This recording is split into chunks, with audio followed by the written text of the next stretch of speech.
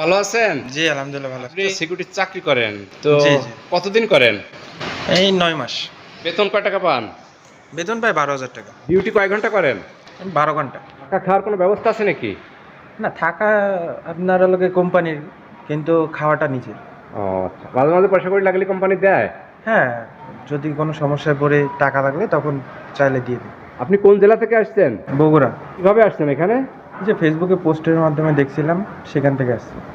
শুনছি যে ফেসবুকে ভালো হয় না। না অনেকে এমনি চিটার বাটপার তো আছেই। তার ভিতরে থেকে দেখলাম যে না এখানে ভালো আছে।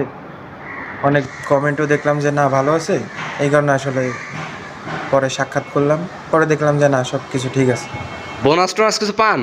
জি, বেতনের আপনার অর্ধেকটা পাই। হ্যাঁ। আবার আপনার এই ফ্যাক্টরি থেকে কিছু একটা পাই। ও যাক, এবারে দেখি 20-30 হাজার টাকা হয় নাকি?